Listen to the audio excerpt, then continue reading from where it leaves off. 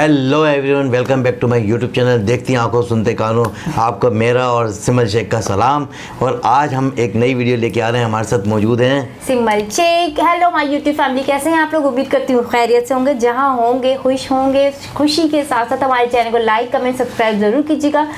Bell के icon को जरूर प्रेस कीजिएगा ताकि न्यू आने वाली वीडियोस आप तक पहुंचती रहे।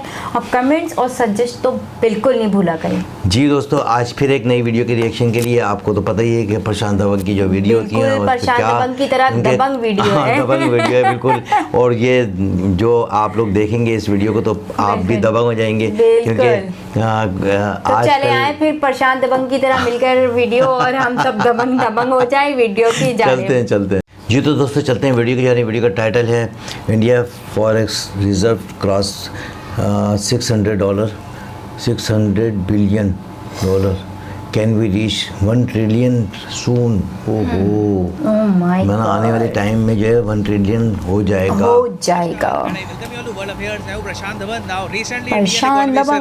बहुत पॉजिटिव न्यूज सामने आई है। भारत का विदेशी मुद्रा भंडार, भारत के foreign exchange Indian reserve $600 billion को पार कर चुके हैं। This is humongous. इस टॉपिक को इंडियन मीडिया तो खैर ऑब्वियसली कवर करेगा, इसके अलावा पाकिस्तानी मीडिया, यूएस मीडिया, दुनिया भर में इस बात को नोटिस किया जा रहा है कि एक ऐसे टाइम में जब हम ग्लोबल स्लोडाउन की बात कर रहे हैं, दुनिया भर में कंट्रीज के विदेशी मुद्रा भंडार गिर रहे हैं, इंडिया के विदेशी मुद्रा भंडार सडनली राइज किए हैं। और ये राइज का जो रीजन है ये बहुत ही इंटरेस्टिंग है। तो डिस्कस करते हैं इस टॉपिक को इन डेप्थ के। यहाँ पर हुआ क्या है, बहुत कुछ आपको जानने को मिलेगा। मगर आगे बढ़ने से पहले आपसे पूछूंगा एक क्वेश्चन यहाँ पर ये है कि हाल ही में इंडिया ने INS किरपान शिप किस कंट्री को गिफ्ट कर दी है? ये है आपकी option: Japan, Indonesia, Sri Lanka, Vietnam. इस टॉपिक पर मैंने आज से कुछ हफ्ते पहले वीडियो भी बनाई थी, समझाया था आपको कि ये कौन सा देश होगा। तो कमेंट सेक्शन में करिए उत्तर। सही आंसर मैं आपको दूंगा वीडियो के एंड में। एक बार हम नजर डाल लेते हैं कि दुनिया भर के देशों के विदेशी मुद्रा भंडार इस वक्त कहाँ पे हैं और इन कंट्रीज का स्टेटस क्या है, मतलब कि कितना इनके पास गोल्ड है, कितनी करेंसीज है इनके पास। नंबर 1 पे ऑब्वियसली चाइना है। इनका विदेशी मुद्रा भंडार ज्यादातर बना है US डॉलर से। $3 ट्रिलियन से ऊपर का विदेशी मुद्रा भंडार। नंबर 2 पे जापान आपको मिलेगा, फिर स्विट्जरलैंड है करीब $900 बिलियन का चौथे नंबर पे रिजर्व है, और फिर आता है इंडिया। इंडिया के फॉरेन एक्सचेंज यूएसए से भी ज्यादा है, 609 रशिया से भी ज्यादा को क्रॉस कर चुके हैं। और मैं यहाँ पे हाईलाइट ये करना चाहूँगा कि जुलाई 2020 में हमारे विदेशी मुद्रा भंडार एक बार को गिर कर $525 बिलियन तक पहुंच गए थे। ये पेंडेमिक का टाइम था, देश की करेंसी को डेप्रिसिएशन से बचाना था, कई और खर्चे थे, तो इसलिए उस वक्त विदेशी मुद्रा भंडार हमारा काफ़ी गिर गया था। मैंने इससे पहले वीडियोस में भी आपको बताया था कि इंडिया को काफ़ी सारी पेमेंट्स भी करनी है अपने डेट की, तो उसकी वजह से भी जो हमारा विदेशी मुद्रा भंडार है ये $550 बिलियन या फिर उसके कम रहेगा। बट रिसेंटली कुछ ऐसी एक के बाद एक डेवलपमेंट्स हुई है जिसकी वजह से हमने एक सडन राइज किया है, जिसका रिजल्ट आपके सामने है। इंडिया के विदेशी मुद्रा भंडार लगातार बढ़ रहे हैं और समीकरण अगर हमारे फेवर में रहे, कुछ चीज़ें जो इंडिया चाहता है अगर आने वाले 3-4 सालों में अगर हो गई प्रॉपरली, तो मैं आपको बता दूं हम आराम से स्विट्जरलैंड को बीट करके नंबर 3 स्पॉट पे आ जाएंगे। अब यहाँ पर आप एक क्वेश्चन पूछ सकते हैं, ये लिस्ट कितनी अजीब है, कितनी अजीब लिस्ट है जहाँ पर यूनाइटेड स्टेट्स ऑफ अमेरिका नहीं है। वेल देखो यहाँ पे आपको एक बहुत ही बेसिक बात समझनी है, फॉरेक्स रिजर्व हर कंट्री के होते हैं, मगर हर कंट्री ना उनके पास भी पैसे नहीं है, फॉरेक्स रिजर्व को बिल्ड करता है। फॉर एग्जांपल USA जो खुद ही डॉलर छापता है, वो अपने डॉलर स्टोर करके क्या करेगा, तो ये लोग फोकस करते हैं गोल्ड पर। आप देखो US, जर्मनी, इटली, इन कंट्रीज की नीति ये है, विदेशी मुद्रा को हम अपने फॉरेक्स रिजर्व से थोड़ा सा दूर रखेंगे, मेन फोकस होगा हमारा गोल्ड पर। गोल्ड को हमारा सेंट्रल बैंक स्टोर करके रखेगा। चाइना, इंडिया की स्ट्रैटेजी कुछ और है, हम लोग गोल्ड को कम रखते हैं। हमारा जो टोटल विदेशी मुद्रा भंडार है, मतलब फॉरेक्स रिजर्व है, उसमें आप देखोगे तो सिर्फ 7% के आसपास गोल्ड मिलेगा। चाइना के केस में 3% के आसपास गोल्ड मिलेगा। बाकी सब या तो दूसरे कंट्रीज़ का कर्जा है या फिर उनकी करेंसी है। और दुनिया भर में कई इकोनॉमिस्ट हैं इसके बारे में आर्ग्यू कर चुके हैं कि जी फॉरेक्स रिजर्व्स में होना क्या चाहिए, क्या विदेशी मुद्रा ज़्यादा होनी चाहिए, गोल्ड ज़्यादा होना चाहिए, इसको लेकर दुनिया भर में डिबेट है। मगर भारत के जो विदेशी मुद्रा भंडार बढ़े हैं ना, जो एक बहुत अच्छी बात है, इसके रीजंस बहुत यूनिक और बहुत पॉजिटिव। एक तो रीज़न ये देखा गया है कि जब दुनिया भर में एक टाइम में ना ग्लोबल स्लोडाउन की बात चल रही है, स्टॉक मार्केट से इतने रिटर्न्स मिल नहीं रहे, इंडिया की स्टॉक मार्केट लगातार आउटपरफॉर्म कर रही है और उसके अलावा बहुत सारी और इन्वेस्टमेंट आ रही है हमारे देश में। तो अगेन फॉरेन कंट्री भी आ रही है, फॉरेन कंट्री से कंपनी आ रही है। सिंप्लीफाई करके कह रहा हूँ, इलॉन मस्क को $10 बिलियन का निवेश करना है भारत। नाउ ऑब्वियसली जब वो भारत में आएगा तब उसको रुपीस चाहिए होंगे। ऐसा नहीं है कि यहाँ पर कंपनीज को वो डॉलर में पेमेंट करेगा, उसको रुपीस में पेमेंट करनी होगी। तो पहले तो वो $10 बिलियन जो लेके आया है उसको वो कन्वर्ट करेगा रुपीस में। उसके लिए वो मोस्ट प्रॉब्ली जाएगा सेंट्रल बैंक के पास और central bank of India Elon Musk को रुपीस दे देगा और उसके बदले में सेंट्रल बैंक के पास $10 बिलियन की यूएस करेंसी आ जाएगी। तो पिछले कुछ महीनों में हुआ यही है, भारत में निवेश इतना आ रहा है ना कि आराम से हमको बहुत सारे डॉलर्स मिल रहे हैं ना। दूसरा रीज़न बड़ा इंटरेस्टिंग, दूसरा रीज़न कई एक्सपर्ट्स ने यह कहा है, ये है कि आरबीआई नहीं चाहता कि रुपी बहुत ज़रा स्ट्रांग हो जाए। रुपी की डिमांड आज के समय इन्वेस्टमेंट्स की वजह से इतनी है कि रुपी को अगर आरबीआई खुला छोड़ देना आराम से 78-79 के आसपास पहुंच जाएगा। मगर रुपी अगर बहुत ज़्यादा स्ट्रांग हो गया ना तो हमारे एक्सपोर्ट्स को झटका लगेगा अचानक से।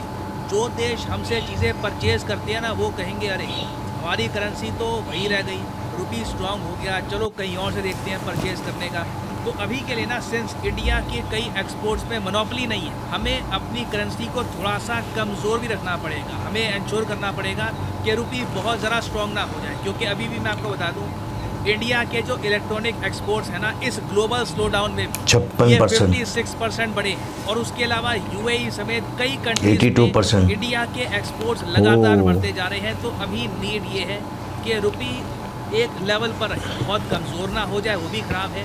मगर अचानक से ये स्ट्रॉन्ग हो गया ना उससे भी झटका लगेगा। तो आरबीआई, मैं आपको बता दूँ, आरबीआई के पास आज के समय ऑप्शन है। कल को रुपी स्ट्रॉन्ग करना होना आराम से आरबीआई रुपी को स्ट्रॉन्ग भी कर पाएगा ना। ये मैंने आपको बता दिया दूसरा रीज़न। तीसरा रीज़न ये है कि इंडिया ने ना यूएसए के बहुत सारे बॉन्ड्स परचेज कर लिए। क्या परचेज किए? रिसेंटली आपको याद होगा यूएसए में जो डेट सीलिंग है, कर्जे की जो सीमा थी इनकी, ये लिमिट तक पहुंच गई थी। फिर बाइडन ने एक डील साइन करवाई, रिपब्लिकन डेमोक्रेट्स ने एग्री किया कि ठीक है हम अलाउ करेंगे कि अमेरिकी सरकार और ज़्यादा कर्जा ओढ़ ले दुनिया भर से। तो फिर यूएसए के जो बॉन्ड्स हैं मार्केट में आ गए और कुछ बॉन्ड्स इंडिया ने भी परचेज किए हैं। मतलब ये है कि हर साल यूएसए 2-3% जो यील्ड है ये रिजर्व बैंक ऑफ इंडिया को पे करता रहेगा। तो इस वजह से भी ना हमारे विदेशी मुद्रा भंडार बढ़े हैं। क्योंकि आप आरबीआई की वेबसाइट में देखोगे तो फॉरेक्स रिजर्व में आपको फॉरेन करेंसी एसेट मिलेंगे, इसमें डॉलर्स होते हैं और बॉन्ड्स भी होते हैं, उसके अलावा गोल्ड है, फिर ऑफ कोर्स थोड़े बहुत स्पेशल ड्राइंग राइट्स भी हैं आईएमएफ के। इस सब से मिलके बनता है भारत का फॉरेक्स रिजर्व। तो अब जिस स्थिति पे हम आ गए हैं ना,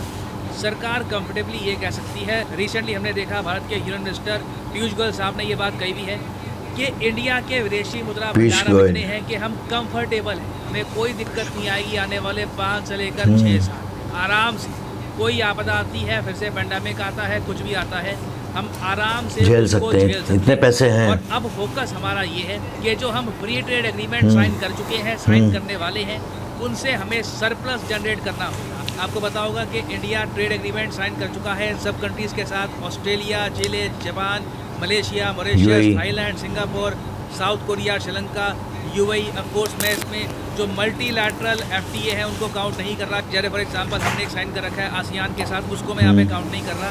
तो नीड ये है कि इन सब कंट्रीज़ के साथ ट्रेड हमारा बढ़े और इन्हें हम ज़्यादा एक्सपोर्ट करें, ज़्यादा सरप्लस जनरेट करें। और एक बार देखिए भारत के कई एक्सपोर्ट्स में मोनोपोली आ गई कि कई कंट्रीज़ डिपेंडेंट हो गए कि जी इलेक्ट्रॉनिक आइटम्स लेनी है इंडिया से ही लेनी है, स्टील लेना है इंडिया से ही लेना है। तब आरबीआई आराम से रुपी को भी छोड़ देगा। और मैं आपको बता रहा हूँ, मेरी बात याद रखिएगा, rupee will become stronger in the long run. Rupee बिल्कुल एक बहुत ज़्यादा इन डिमांड करेंसी है, जो इसकी वैल्यूएशन है ये इन द फ्यूचर स्ट्रॉन्ग ही होने वाली है। नाउ फाइनली वापस आते हैं हम लोग अपने क्वेश्चन की तरफ कि रिसेंटली इंडिया ने आईएनएस किरपान किस कंट्री को सौंपा है। तो सही उत्तर यहाँ पे है ऑप्शन डी, वियतनाम। ये एक गिफ्ट है फ्रॉम इंडिया टू वियतनाम। और चाइना के सरकारी मीडिया ने भी रिसेंटली इस इशू को लेकर काफ़ी रिएक्शन दिया था। और फाइनली यहाँ पर मैं ये भी ऐड कर दूँ कि अनअकैडमी का एक मैसिव डिस्काउंट स्टार्ट हो चुका है। 50% डिस्काउंट आपको मिलेगा ऑन अनअकैडमी कोर्सेज। तो फॉर एग्जांपल लेट्स से आप लाइफ में एक बार चाहते हैं कि प्रॉपरली यूपीएससी एग्जाम की प्रिपरेशन करनी है, तो कमेंट सेक्शन में जाइए, यहाँ पे आपको ये लिंक मिलेगा, इस लिंक पर करिए क्लिक और यहाँ पे आप परचेज कर पाएंगे अनअकैडमी का UPSC course eight 50% discount. Usually ये डिस्काउंट होता है 10% का, कुछ दिनों के लिए ये डिस्काउंट 50% का आपको मिलेगा। बट इस डिस्काउंट को अवेल करने के लिए सिंपली यहाँ पर कोड डालिए PD10 और प्राइसेस अपने आप गिरना स्टार्ट हो जाएंगे।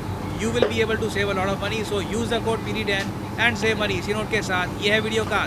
Thank you for listening and as I always say, may the gods watch over you. Thank you दोस्तों, ज़बरदस्त।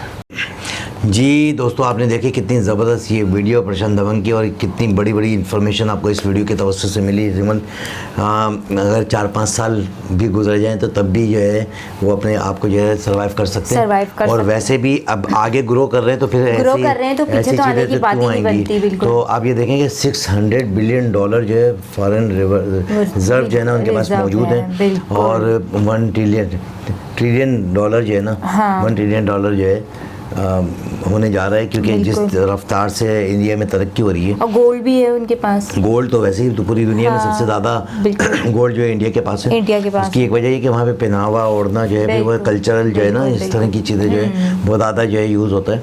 तो आप ये देखो कि एलन मस्क जो है वो भी जो है अपना डील कर चुके हैं कि भाई मैं जो यहाँ पे अपने मैन्युफैक्चरिंग स्टार्ट करूँगा। इस तरह की काफ़ी सारी कंपनियाँ जो है इंडिया में मैन्युफैक्चरिंग करना चाहती हैं। तो इनके पास तो अगर ये फोरकास्ट भी बनाए ना कि भाई हम जो है ना आने वाले सालों में जो है ये कंपनी हमारे पास आ रही है, तो अगर एक कंपनी $10 बिलियन की इन्वेस्टमेंट कर रही है तो दूसरी कंपनी भी करेगी। तो इस तरह करके $100 बिलियन तो जो है ना इनके पास इस तरह ही आ जाएंगे, ठीक है ना। तो जिस तरह जिस रफ्तार से इंडिया में कन्वर्ट होकर दूसरी अदर्स कंट्री से जो है वो अपना जो है मैन्युफैक्चरिंग के प्लांट लग रहे हैं और अपनी जो है ना कारोबारी सूरत हाल को जो है और मुस्तहकम बनाने के लिए इंडिया की मार्केट में जो है वो अपना इन हो रहे हैं।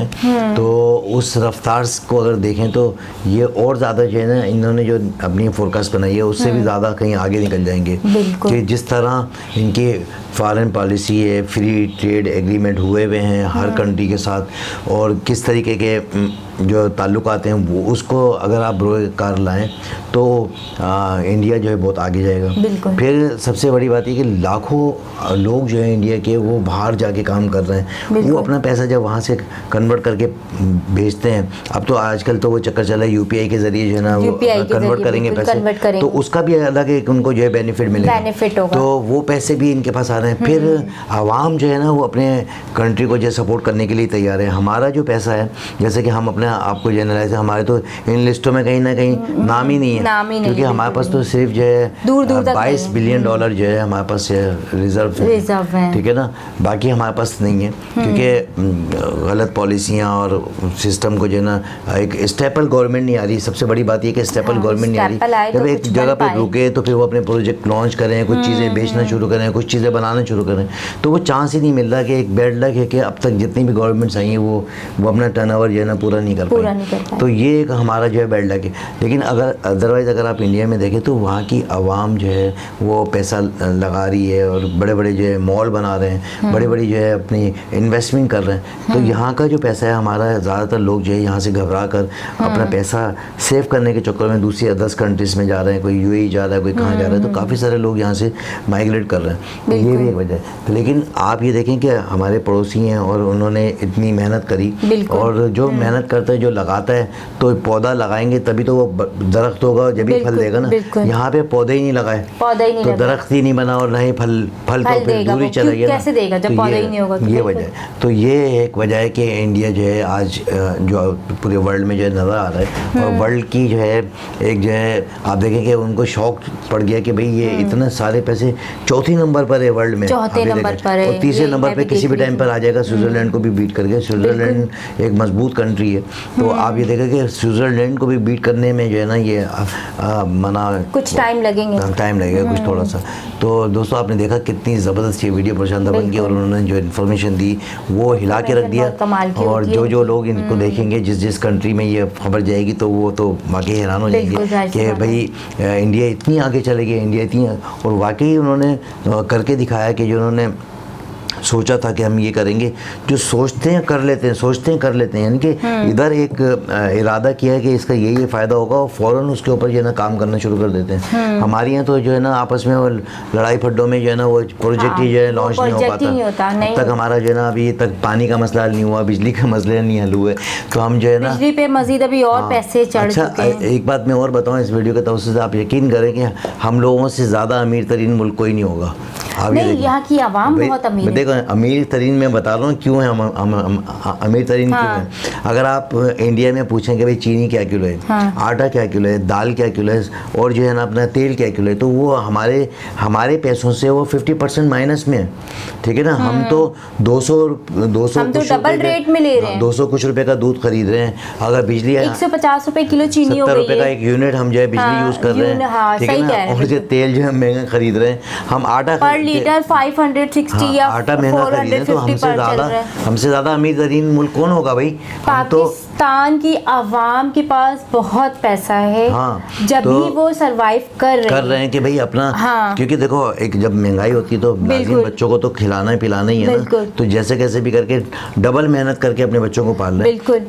पैसा नहीं है, लेकिन वो अपनी इज्जत को बचा के और अपने मामला को बचा के जो कुछ ऐसे लोग हैं जिनके पास है, कुछ ऐसे लोग हैं जो मेहनत करके वो सब जाहिर सी बात है खाना तो है ना। ऐसे बहुत सारे लोग हैं जो हमारा कर्जा एक पल में जो है खत्म कर सकते हैं IMF का। बिल्कुल। अब ये देखें ना कि अभी जो सबमरीन जो डूबी है उसने कितना पैसा खर्च कितना पैसा दे के गए अपनी जान लेने के लिए, जान भी गई और पैसे भी चले गए। वो पैसे हमें दे देते कि भैया हमने ये कर दिया। तो यहाँ 3-4 ऐसी शख्सियतें अगर वो चाहें तो ये जो है फौरी तौर पे जो है हमारा उनका कर्जा भी ख़त्म हो जाए और हम लोग जो है एक जगह पे स्टेबल भी हो सकते हैं।